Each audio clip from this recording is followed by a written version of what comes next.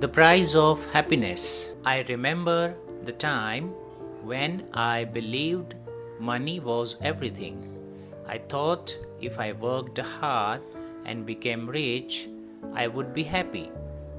I wanted a big house, a nice car, and life without worries. My wife and I saved every dollar. We dreamed of a future where we had everything we wanted. We planned, we worked, and we never stopped. After many years, our dreams came true. We bought a huge house with many rooms. We traveled to beautiful places. We ate at the best restaurants. Our children had new toys, new clothes, and anything they asked for. Life looked perfect. I felt proud. I had worked hard, and now I could give my family the best life. I thought this was happiness. But one day, everything changed. My younger son became sick. At first, we did not worry. We thought he just needed rest. But he did not get better. He was always tired. He did not want to play. My wife took him to the doctor. I was sure it was nothing serious. But when she came home, her face was white. She looked at me with fear in her eyes. I had never seen her like that before. The doctor had given her bad news. Our son had cancer. My heart stopped. I could not believe it. We had money, but money could not stop this. We paid for the best doctors, the best medicine, the best treatment.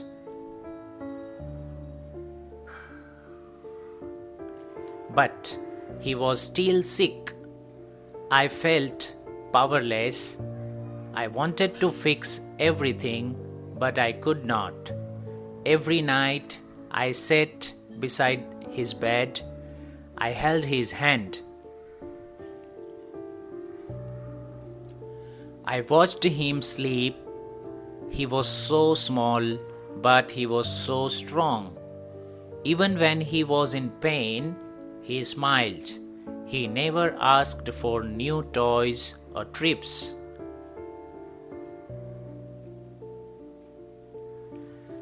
He only wanted us to stay with him. That was all he needed.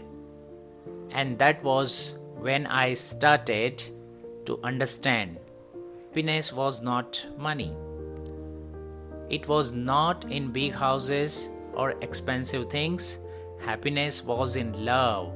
It was in family. It was in a small moment. I had spent so many years chasing money,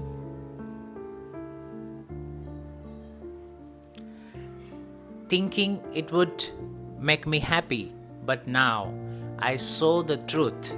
The days in the hospital felt long.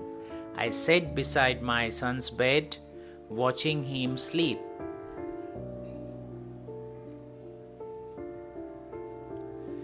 His small hands looked so weak. His face was pale.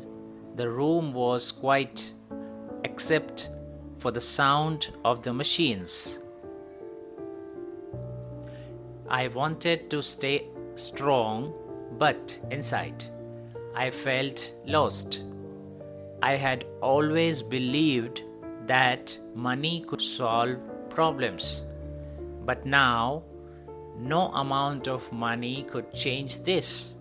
Doctors came and went. They spoke in soft voices. They explained treatments and medicines. We nodded and agreed to everything. We paid for the best care. But no doctor could promise that he would get better. That thought scared me more than anything. My wife tried to stay strong. But I could see the fear in her eyes. She held our son's hand every day, whispering stories to him, telling him how much we loved him.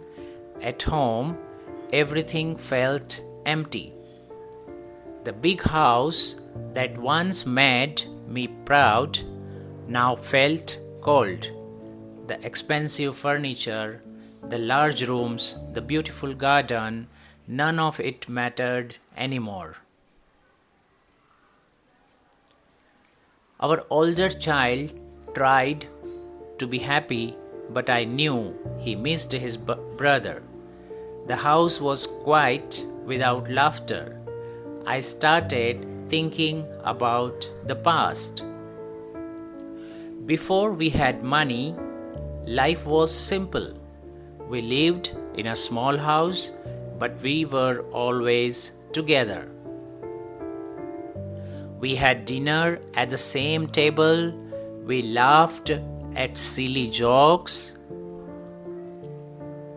We played in the park on weekends. Back then, I wished for more money. I thought a bigger house and nicer things would make us happier.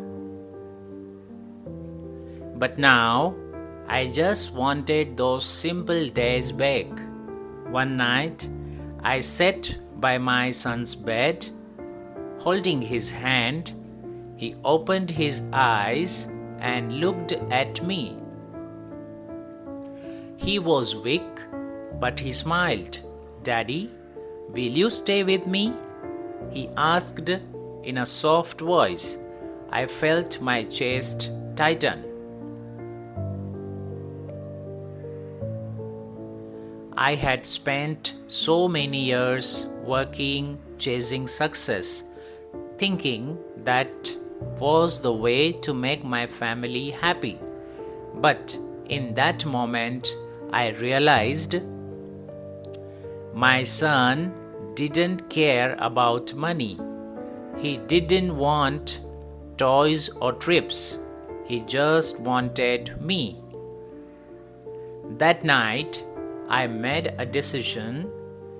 I would not waste any more time chasing things that didn't matter. My family needed me, not my money. I held my son's hand tighter and whispered, "I will always stay with you." The hospital became our second home. The days were long and the nights were even longer. I sat beside my son, listening to the quiet beeping of the machines. The smell of the medicine filled the air. Nurses walked in and out, checking his temperature, giving him medicine, adjusting the machines. My wife and I watched everything, hoping for good news, but the doctors never made promises. We only had hope, and some days, even hope felt weak. I started noticing things I had never paid attention to before.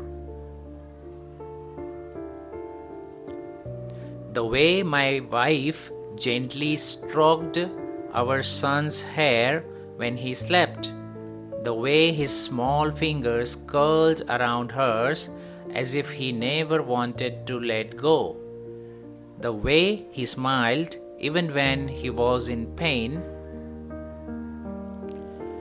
He never complained. He never asked why this was happening to him. He was stronger than I ever imagined. And I, a man who had built a successful life, felt weaker than ever. Our older son struggled too.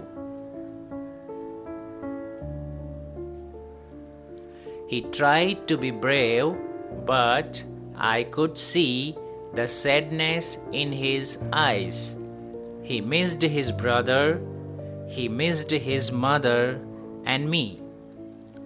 We were always at the hospital and he was often alone at home.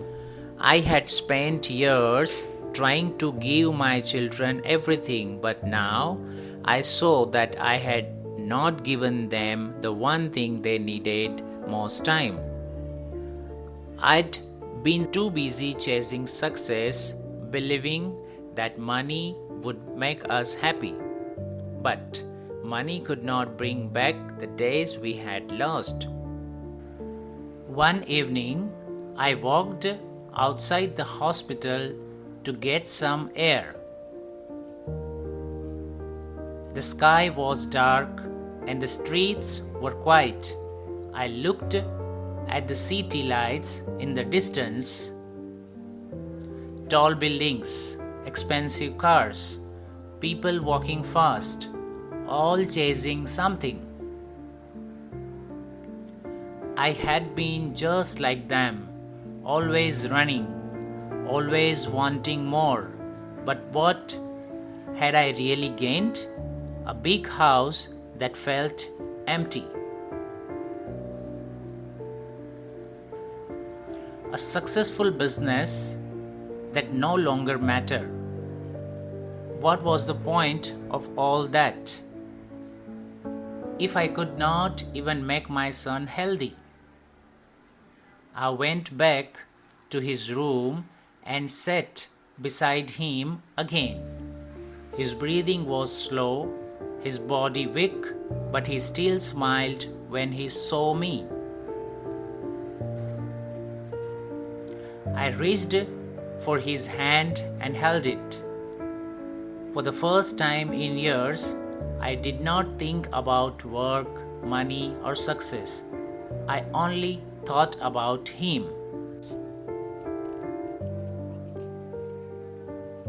About my family, about the moments I had missed. And I promised myself that if life gave us another chance, I would never make the same mistake again.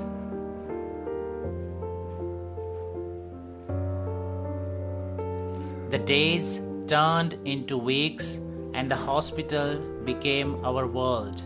My son's hair started falling out because of the medicine.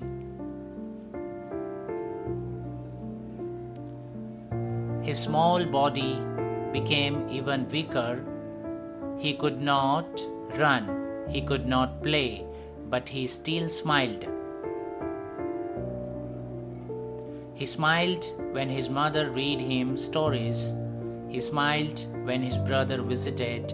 He smiled even when he was in pain.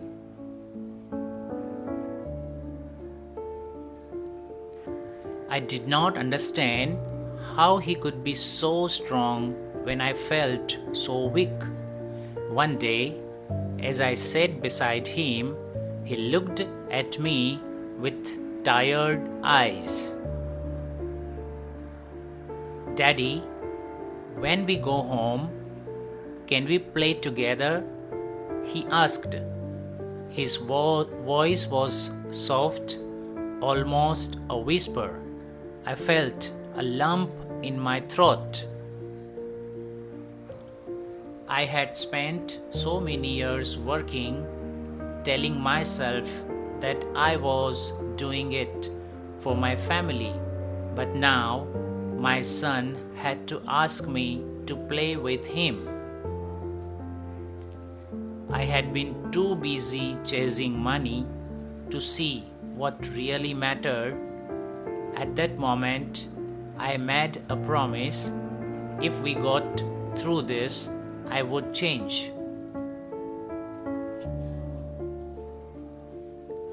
I would not spend my days in the office while my children grew up without me. I would not miss dinner because of late meetings. I would not let my business take me away from the people I loved. Money had given us comfort, but it had not given us happiness. Happiness was in the little things, like playing with my son, having dinner together, laughing about silly things.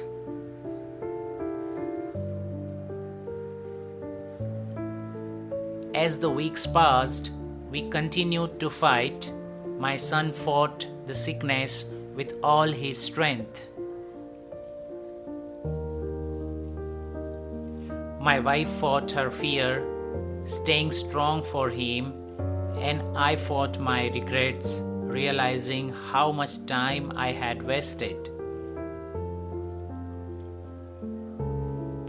The doctors gave us hope, but they also warned us to be patient. Healing would take time. There were no guarantees. But for the first time in my life, I understood that real wealth was not in money, it was in moments, in love, in being together.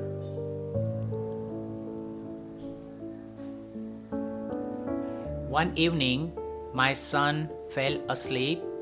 Holding my hand, I watched his small chest rise and fall with each breath.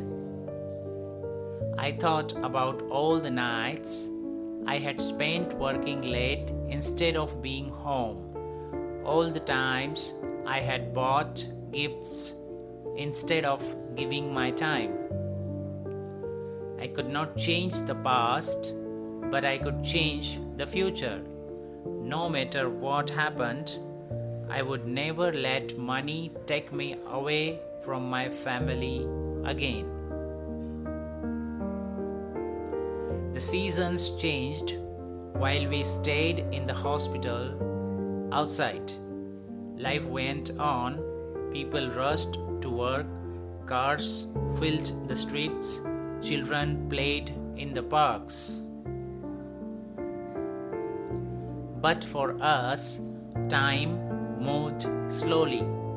Each day felt like a battle, filled with tests, medicines, and waiting. We waited for good news, for signs of hope. For a reason to believe that things would get better. Some days were harder than others, but my son never stopped smiling. The doctors told us his body was responding to the treatment, but we had to be patient. His hair was gone, his body was weak, but his spirit was strong. My wife and I took turns staying with him, but I never wanted to leave. I had missed too much already. I had spent years building a life that I thought was perfect, but I had ignored the most important part, my family. Now I wanted nothing more than to be with them. One evening, my older son visited.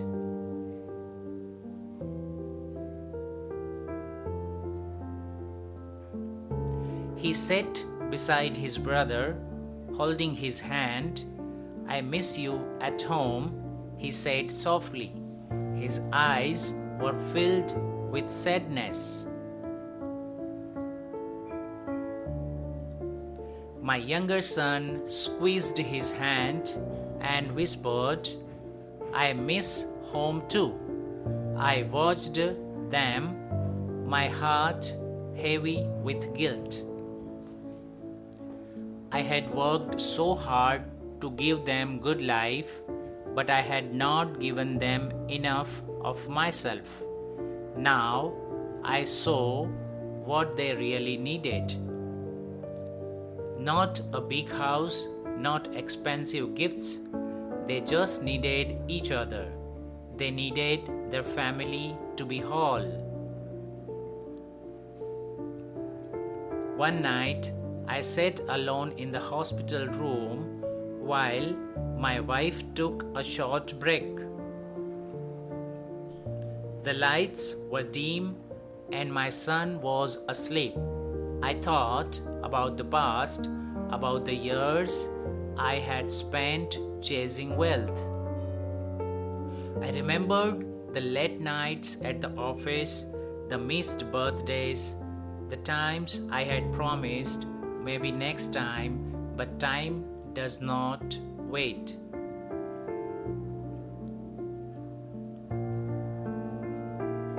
It moves forward, and if we are not careful, we lose the moments that matter most.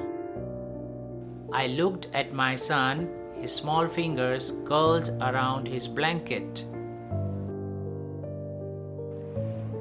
He was fighting for his life, and yet he was teaching me how to live. He was teaching me what happiness really meant. It was not in the things I had spent years working for. It was in love, in time, in being present. From that night on, I changed.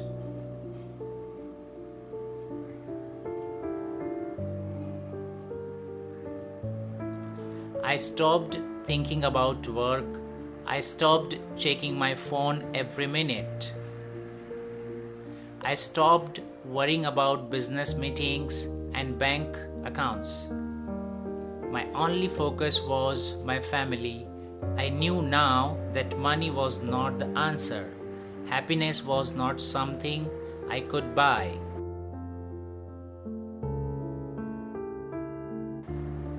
It was something I had to give. The doctors gave us more hope. My son was getting stronger. Slowly, he started sitting up, then walking short distances. It was not easy, but he never gave up. He held my hand and we took small steps together. Every step felt like a victory. Every smile felt like a gift. I had spent years chasing happiness in the wrong places. Now I found it in the simplest moments, walking beside my son, holding his hand, seeing my family together. As the weeks passed, we began to talk about going home. The idea of leaving the hospital felt unreal. It had been our world for so long, but my son was ready. He wanted to sleep in his own bed, play with his brother, eat dinner at our table again.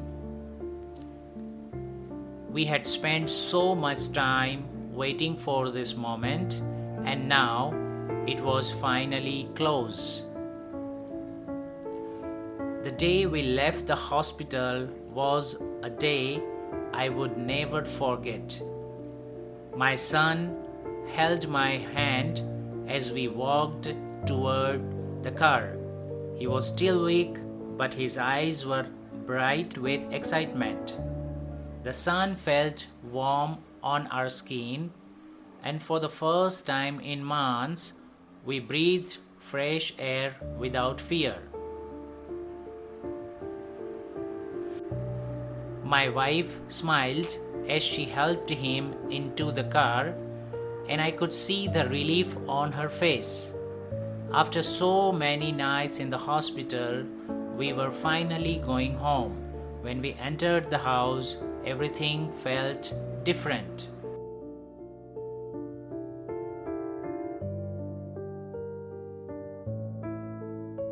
It was the same big house with the same expensive furniture, but now it had a new meaning.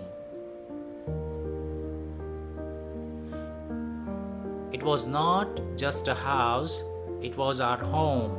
My older son ran to his brother and hugged him tightly. "I missed you," he said softly. My younger son smiled and whispered, "I missed you too."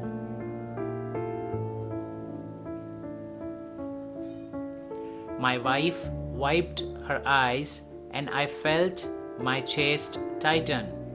These were the moments I had once ignored, and now they meant everything to me. Life slowly returned to normal, but I was not the same man I had been before. I no longer spent hours at my office. I no longer let work take me away from my family. Instead, I spent my days with my children, playing games, telling stories, and making memories. I had spent so many years chasing money, thinking it would bring happiness.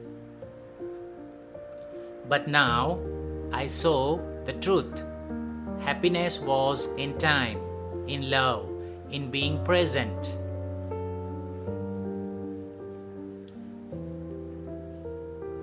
There were still difficult days. My son was still recovering, and we had to visit the doctor often. Some nights, fear returned, but we faced it together. My wife and I held each other, knowing that we were stronger now. We had learned what truly mattered. No amount of money could change the past, but we could make sure our future was filled with love and time spent together. One evening, as we sat in the living room, my son rested his head on my shoulder. "Daddy, you are home a lot now," he said. His voice was soft, full of happiness. I smiled and kissed his head. "Yes," I whispered, "and I will always be here." I had spent years running after the wrong dream. Now I had found the real one, the love of my family, and this time I would never let it go.